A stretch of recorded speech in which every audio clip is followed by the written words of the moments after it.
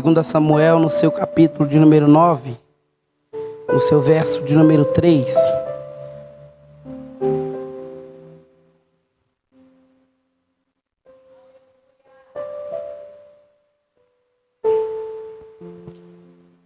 Quantos acharam, digam amém. Que diz: o rei prosseguiu: resta ainda alguém da família de Saul a quem eu possa demonstrar a lealdade de Deus? Ao que replicou Ziba: ainda há um filho de Jonatas, aleijado dos pés. E o rei desejou saber onde é que se encontra agora.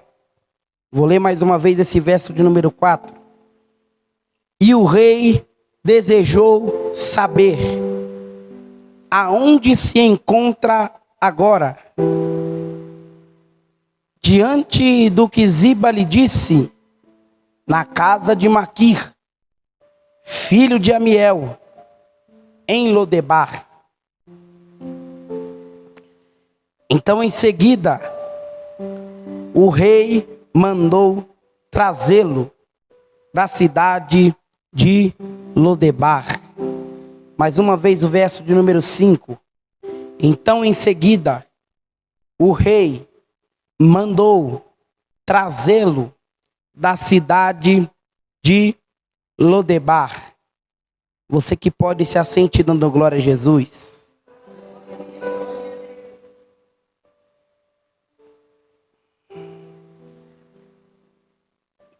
Meus queridos, aqui está uma história bastante conhecida por nossas pessoas. Nós todos conhecemos bastante essa história que se replica e que atrai a atenção de muitos. Sabemos que essa história se passa por um moço que vai ter a sua história de vida mudada. Mas alguns parágrafos deste capítulo de número 9 me chama a atenção. E redobre a sua atenção para nós mergulharmos no texto. Mas antes precisamos de entender a história e voltarmos aos capítulos anteriores. No livro de 1 Samuel, no seu capítulo de número 20. No capítulo de número 18 de 1 Samuel, se retrata aqui Jonatas agora começa a ter uma amizade com Davi. A Bíblia diz que Jonatas começa a amar Davi como seu irmão. No capítulo de número 20, vai acontecer um fato bastante interessante, aonde Davi vai ter um acordo, vai ter uma aliança, vai ter como se fosse um contrato selado com aquele moço Jonatas. Davi está agora, após o seu período de história, a partir do verso de números 1 do seu capítulo número 16, onde Davi derrota Golias. E agora ele começa a se entrar no meio do reino, a sentar-se no palácio. E agora chega o capítulo de número 20, onde o capítulo começa a nos contar que Davi agora está aflito em seu coração e pede agora permissão ao seu amigo Jonatas para ir até Belém para sacrificar. Só que antes eles fazem uma aliança. Essa aliança que Davi faz com Jonatas é uma aliança que vai durar gerações. Porque agora Jonatas diz: Davi, se certamente hoje eu morrer, você agora vai ter que zelar da minha descendência e cumprir da sua lealdade para com os meus descendentes. Mas se agora, Davi, você morrer, eu também prometo cuidar da sua descendência. Agora eles fazem um pacto, eles fazem uma aliança. E Davi agora vai sair para sacrificar até Belém. Só que nesses dias que Davi está indo a sacrificar a Belém, vai acontecer que agora o rei prepara um banquete que sempre irá acontecer no reinado de Saul, ou no reinado de todos os reis. Um banquete chamado de o banquete da lua nova. Esse banquete dura cerca de 3 dias. Eles reúnem todos do palácio para se assentar à mesa, para comer. Davi sabe da responsabilidade de que era estar sentado para esse banquete. Ele sabe que não pode estar ausente. Ele sabe que precisa estar presente. Só que o interessante é que Davi sabe que ele também precisa ir sacrificar, pois está angustiado. Ele conversa agora em um diálogo com Jonatas. Jonatas agora vai olhar para Davi e vai dizer: Davi, vai. Mas há de ser, Davi, que agora eu irei prestar conta de ti sobre o meu pai, se nós assentássemos na mesa, e a ira de meu pai for sobre você, Davi. Pela manhã eu virei, Davi, com um moço jovem, e agora lançarei uma flecha. E há de ser que se eu disser para esse moço: essa flecha está perante ti, certamente, Davi, a ira de meu pai não é sobre você. Mas se eu disser, Davi, para esse moço: essa flecha está diante de ti, avante de ti, certamente você deverá fugir, Davi. Certamente a ira de meu pai estará sobre você. E acontece que na primeira noite de lua nova, se assentam-se todos na mesa.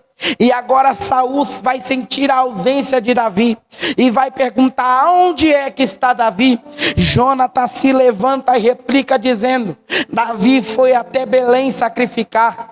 Davi me pediu a permissão para ir até Belém. A primeira noite se passa e a segunda noite vai chegar, e o banco de Davi, a cadeira de Davi continua vazia. Saul vai perguntar novamente: aonde é que está Davi?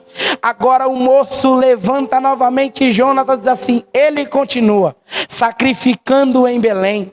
Quando chega o terceiro dia, a notícia vai correr mais uma vez: aonde é que está Davi? Sabe o que eu entendo com isso? Se passa a primeira noite, Saul pergunta. Se passa a segunda noite, Saul pergunta. Se passa a terceira noite, ele pergunta novamente. Sabe por quê? Porque gente boa faz falta na mesa. Gente que traz comunhão faz falta na mesa. Gente de caráter faz falta na mesa. Gente que ainda alinha as alianças e começa a viver uma vida de santidade diante de Deus faz falta na mesa. Tem muita gente que você pergunta assim: nossa, mas aquela pessoa pergunta de mim direto.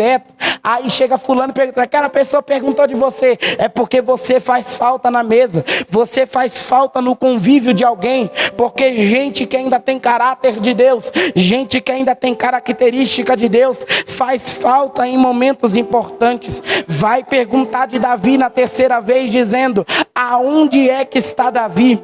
Jonatas levanta e diz assim: ainda está em Belém. Quando ele diz ainda está em Belém, Saul fica irado. E agora ele quer ceifar a vida de Davi. Jonatas corre pela manhã. Davi está escondido, esperando para ver a notícia que vai dar. E acontece que Davi tem que fugir da presença de Saul, porque a ira de Saul está sobre Davi. Passam-se alguns capítulos. Chegamos ao capítulo de número 4, aonde acontece certamente que Davi está agora já em seu reinado. Só que Saul morre. Jonatas também morre. Eles tombam em combate. Um dos filhos de Saul tenta assumir o trono, um moço chamado Imbosete. tenta assumir o trono. E agora essa moça, ou melhor, a cuidadora do filho de Jonatas, ao saber que Jonatas morre, e ao saber que Saul também morre, ela pega o menino e vai fugir. A Bíblia diz que a idade do menino é de 5 anos. Ele agora vai começar a fugir com essa moça. E ao fugir acontece um acidente. Esse moço cai e fica aleijado de ambos os pés. E a Bíblia diz assim: e ficou aleijado de ambos os pés. Esse é Mefibosete. E foi levado para Lodebar. E chegamos ao capítulo de número 9. E aqui eu quero ser bem breve. Chegamos ao capítulo de número 9. E a epígrafe do texto diz assim: a lealdade de Davi. Davi está procurando a quem ser fiel. Davi está procurando a quem despojar a bondade de Deus. Agora ele pergunta: será que resta alguém da casa de Saul a quem eu possa desejar a minha lealdade? Mas eu me perguntei: como assim? Do capítulo de número 20 até o capítulo de número 9, já se passaram cerca de muitos anos. Por que só agora Davi vai lembrar? Porque só agora Davi vai querer provar da lealdade a alguém? E aí o céu gritou no meu coração dizendo: enquanto o trono da terra está parado, o trono do céu está em pleno movimento. Olhe para cá, redobre a atenção. Por que, Natan, o trono da terra está parado? Davi está no trono e poderia muito bem, há capítulos atrás, quando Saul e Jonatas morrem, ele procurar trazer esse menino para perto, para continuar a lealdade e permanecer com a aliança que ele fez com Jonatas. Mas aí o céu gritou e disse assim: o trono da terra está parado. E aqui eu vou conjecturar para você entender. Eu imagino um belo dia, Davi sentado no trono. Ele está sentado no trono. E agora ele está lá sendo servido por todos os seus empregados. Servido por tudo aquilo que ele tem direito. Eu imagino ele parado no trono. Eu imagino ele assentado resolvendo coisas do reino, resolvendo coisas do palácio, resolvendo coisas familiares. Ele poderia estar muito bem tranquilo em um belo dia. E naquele belo dia o trono da terra está totalmente parado. Mas o trono do céu está em pleno movimento. E é um movimento diferente. Enquanto Davi está sentado no trono, o Senhor se levantou do trono, olhou para a terra e olhou lá para Lodebar e disse assim: hoje eu começo a mudar a história de um moço chamado Mefibosete. Mas como é que ele vai mudar a história de Mefibosete? Ele vai lá no trono, aí ele olha Davi quietinho sentado no trono. Ele vai dizer assim: Davi, lembra da promessa que você fez também. Lembra da aliança que você fez com Jonatas? Está na hora de você cumprir com essa promessa. Está na hora de você se lembrar. Aí o céu gritou para mim e disse assim: enquanto o trono da terra está parado, o trono do céu está em pleno movimento. Eu não entendi, Natan. É que o pleno movimento do céu, o pleno movimento do trono do céu, faz que também o trono da terra se movimente. Eu não entendi. Vou melhorar para você entender. Enquanto a terra está parada, o céu olhou e disse assim: hoje eu vou mudar a história de Mefibosete. Mas como você vai mudar a história de Mefibosete? Eu vou fazer alguém se lembrar da aliança que eu fiz com alguém. Não entendi. O céu essa noite olhou para a terra e disse assim: hoje eu começo a mudar a história dele. Hoje eu começo a mudar a história dela. E para você mudar a história dela, vai fazer como? Eu vou fazer alguém se lembrar de você. Eu vou fazer alguém lembrar do teu endereço. Eu vou fazer alguém lembrar do teu nome. Para quê? Porque a partir do momento em que eu fazer alguém se lembrar, eu vou começar a mudar a tua história. E eu sinto isso aqui para dizer isso aqui para alguém. É uma noite profética e eu preciso de liberar isso aqui para alguém. Não estranhe se alguém bater lá no teu endereço. Não estranhe se alguém te mandar mensagem no WhatsApp. É o céu fazendo alguém se lembrar de você, para se cumprir a promessa que o céu um dia depositou sobre a tua vida. Eu vou fazer alguém se lembrar. Ele se lembra. E a pergunta é: resta alguém que eu possa depositar a minha lealdade? Resta uma moça. Ela trabalhou muito tempo com Saul. Aí alguém vai trazer Ziba. Davi vai perguntar: tu és Ziba? Ela diz sim.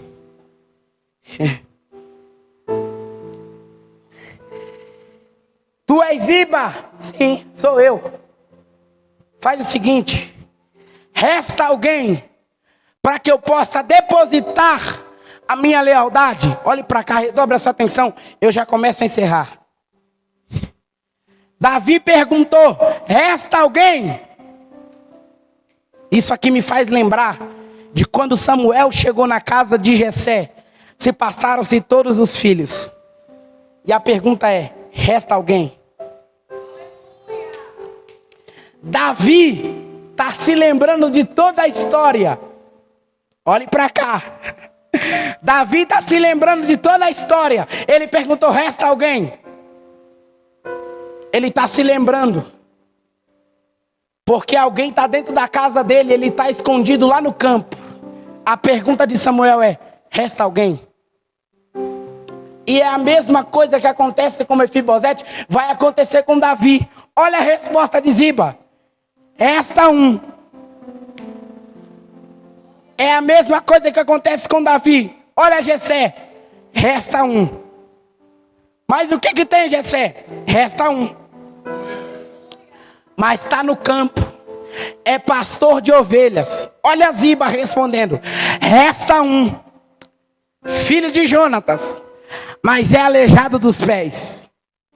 Alguém chegou no cenário de Davi da mesma forma que chega no cenário de Mefibosete, dizendo assim: resta.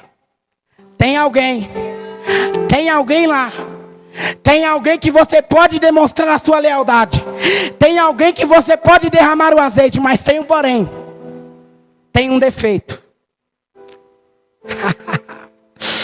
Tem alguém, mas é pastor de ovelhas. Não tem como ser rei. Tem alguém, mas é aleijado de ambos os pés. Da mesma forma em que Jessé demonstrou o defeito de Davi a Samuel, Ziba também está demonstrando o defeito de Mefibosete a Davi. Ele está dizendo: resta alguém, mas ele é aleijado de ambos os pés. É defeituoso. Não tem característica para ser do palácio. Não tem característica para se assentar na mesa. Não tem característica para ser elevado a um cargo maior. Não tem característica para ser ungido a rei. Aí sabe o que Davi vai perguntar? Ele vai dizer assim: resta um, mas é aleijado de ambos os pés. Aí Davi olhou e disse assim: ah, Ziba, você está querendo trazer o defeito, né?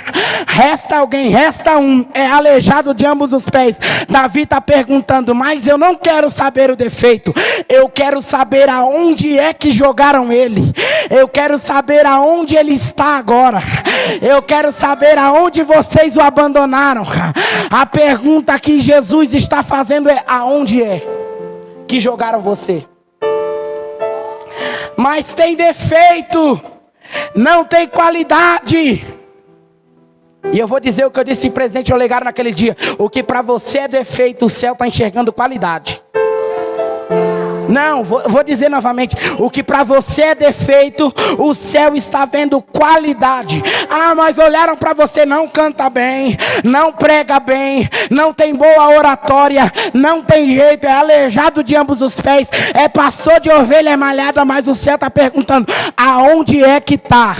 Se está no deserto eu vou mandar buscar, se está no vale eu vou resgatar, se está na prova eu ainda dou jeito, se está sem jeito eu ainda pego ainda e faço um vaso na minha mão. Jeremias, o seu capítulo de número 18. Isso aqui é interessante porque é o céu em pleno movimento. O texto começa dizendo, e veio a palavra. A palavra está se movimentando a um indivíduo. A palavra está em pleno movimento ao indivíduo Jeremias. Veio a palavra a Jeremias dizendo, levanta-te, desce, desce à casa do oleiro, e lá te farei ouvir as minhas palavras. Então desci. Então desci. Isso aqui me comove muito, porque a palavra está vindo em movimento. E quando a palavra vem em movimento, quem recebe essa palavra também tem que ter um movimento. Se está parado, desce. Se está parado, caminha. Porque a palavra não vem para quem está parado, a palavra vem para quem está em movimento. Veio a palavra, então desci. Quando eu me submeto a ouvir a palavra e a me movimentar, eu chego a um lugar que eu nunca fui. Que lugar é esse? A casa do oleiro. Então desci. A casa do oleiro. Eu nunca tinha chegado a esse lugar, mas quando eu recebo a palavra, que eu me movimento, eu chego a um lugar que eu nunca fui. Desci. A casa do oleiro. E lá eu vi o oleiro. Isso aqui é para quem está ligado. Trabalhando com o vaso sobre as rodas. Jeremias, quando você chegou na casa do oleiro, ele estava falando? Não. Ele estava pulando? Não. Ele estava tocando? Não. Ele estava falando em libras? Também não. O que ele estava fazendo, Jeremias? Ele estava trabalhando. Jeremias, mas está em silêncio, mas está trabalhando. Jeremias, mas ele não falou nada, mas está trabalhando. Eu vou dizer isso aqui. Eu vou dizer isso aqui com plena convicção no que eu estou dizendo. O silêncio de Deus não é ausência de trabalho. Ele está trabalhando. Ele está trabalhando. Mas Jeremias, ele não está falando lá, não responde a minha oração, mas está trabalhando. Mas ele não responde, eu fiz um clamor hoje meio-dia, mas ele está trabalhando. Mas ele não mandou uma resposta, ele não enviou o profeta, ele não fez um raio cair, ele não fez o telhado estremecer, ele não fez a nuvem pairar. Sabe o que ele fez? Ele fez trabalhando. Mas Natan, eu preciso de uma resposta, eu não aguento mais. Ele só fica em silêncio, mas ele está trabalhando. O silêncio de Deus nunca foi ausência de trabalho. Enquanto ele está em silêncio, ele continua trabalhando. Está trabalhando, Natan. E o que mais? Jeremias está olhando o serviço. Só que de repente o vaso quebrou. Quebrou-se o vaso? Quebrou. Ele jogou fora o barro? Não. Ele teve o trabalho de ir lá pegar o barro. Ele teve o trabalho de preparar o barro todinho. Ele teve o trabalho de tirar as imperfeições do barro. Ele teve o trabalho de modelar. Quebrou. Eu não posso jogar fora. Mas na mão de outra pessoa iria jogar fora, Natan, iria. Mas quebrou na mão de quem simplesmente é o autor da obra. Quebrou na mão do cara certo. Quebrou na mão de quem? Quebrou na mão do oleiro. O vaso quebrou, mas eu vou fazer um vaso de novo. O vaso quebrou, mas quebrou na mão do oleiro. Eu preciso dizer isso aqui para alguém. Está quebrado, mas está na mão do oleiro. Está o caco, mas está na mão do oleiro. Está rachado, mas está na mão do oleiro. Parece que está desperdiçado, mas está na mão do oleiro. Eu preciso de dizer isso aqui nessa noite profética. Você está quebrado, mas está na mão do oleiro. E enquanto estiver na mão do oleiro, vai ter vaso novo, vai ter vida nova, vai ter.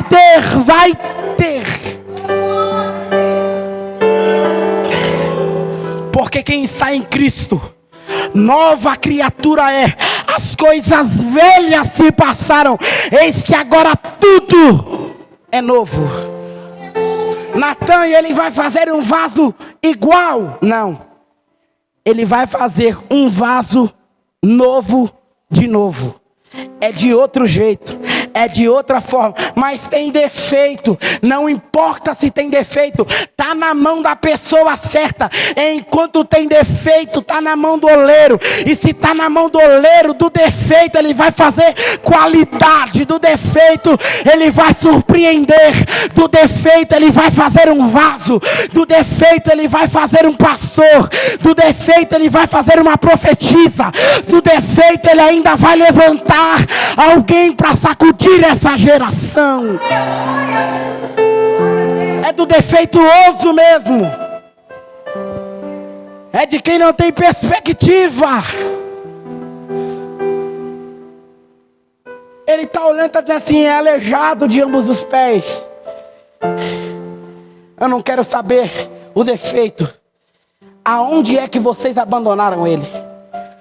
A pergunta que eu quero fazer para você: aonde te jogaram? Aonde te esqueceram?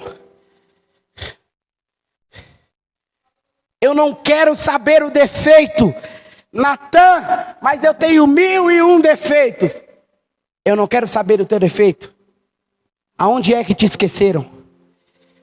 Porque nessa noite profética eu vim aqui para liberar uma palavra para alguém dizendo: o rei vai mandar alguém te buscar. Ziba está olhando, tem defeito, não vai dar certo. Ó Davi, manda buscar, traz. Mas Davi é aleijado, não quero saber. Traz. Olha Mefibosete, eles buscam Mefibosete numa carruagem real. Eu imagino o alvoroço em Lodebar. Nunca foi visto aquilo. Virou de histórico. Eita. Acabou de descer aqui, ó. Virou de histórico. Sabe por quê? Porque o teu milagre vai ficar marcado na vida de muita gente. Buscaram ele. Trouxeram ele. Quando ele chegou, ele olhou para a cara de Davi. Eu sou um cão. Eu não mereço estar aqui. Davi olhou para ele e disse assim: levanta, menino. Eu não merecia estar aqui. Meu pai não é rei. Meu avô também não. Você pode estar em Lodebar. Ai. Você pode estar esquecido. Você pode estar jogado lá. Mas você ainda tem linhagem real no seu sangue. Você ainda é filho de rei. Oh, você ainda tem linhagem real aí. Não é para você estar no lugar de esquecimento. Está na hora de você voltar para o palácio. Ah não, levante as mãos. Levante as mãos, levante as mãos. Isso aqui é profético para alguém que recebe. Está na hora de você voltar para o palácio. Está na hora de você sentar no teu lugar da linhagem real. Está na hora de você sentar com o rei. Está na hora de você vestir como rei. Está na hora de você andar com o rei. Mas Natan, eu sou aleijado de ambos os pés. O rei essa noite te trouxe aqui para te dizer: se Se você não conseguir andar, eu te carrego nos meus braços, mas para trás você não vai ficar. Vai sentar com o rei, vai comer com o rei, vai vestir como o rei. Essa noite o céu está te chamando para voltar, está dizendo: eu vou te buscar, eu vou te buscar, eu vou te trazer de volta, eu vou te trazer para o teu lugar, do teu lugar habitat real, para o teu habitat natural, eu vou te trazer para o seu ambiente familiar, eu vou te trazer para o seu ambiente de comunhão. Se você não conseguir andar, eu sou o rei, eu vou mandar te pegar pelos braços, mas para trás você não vai ficar. Lodebar não é o teu lugar. Tem alguém que acredita nessa palavra? E eu digo mais, o nome Mefibosete vem de uma linhagem hebraica, de uma junção de duas palavrinhas, Mef e Bosete. Natan, não entendi. A palavra Mef no hebraico significa exterminador, destruidor, aniquilador. E a palavra Bosete, Natan, significa vergonha, desonra. A junção das duas palavras, trazendo para a nossa linguagem, o nome Mefibosete significa exterminador de vergonha, exterminador de desonra, aniquilador de vergonha. Alguém está olhando para Mefibosete e está dizendo assim: é um aleijado, não tem nada para oferecer para ninguém. O céu está olhando e diz assim: por trás disso tem um exterminador de vergonha. Ah, não. Tem um exterminador de desonra. Levante as mãos, eu quero profetizar isso aqui. Depois desse culto, Deus vai fazer de você. Eu não estou profetizando para quem não está no culto, eu estou profetizando para quem está no culto e para quem vai assistir esse vídeo. Eu estou profetizando dizendo: você vai ser um exterminador de vergonha, você vai ser um aniquilador de vergonha. A partir de hoje, você vai destruir a vergonha que te causaram, você vai destruir a vergonha que te puseram. Me esqueceram em Lodebar, me jogaram em Lodebar, colocaram eu lá. Não interessa se apoiaram você lá, você a partir de hoje vai ser um exterminador de esquecimento, porque o rei está te trazendo de volta, está te pegando nos braços e está dizendo: caminha, vai, Mefibosete. Se você não conseguir caminhar, eu te carrego, mas para trás você não fica. Quem acredita nessa palavra, dê glória a Deus.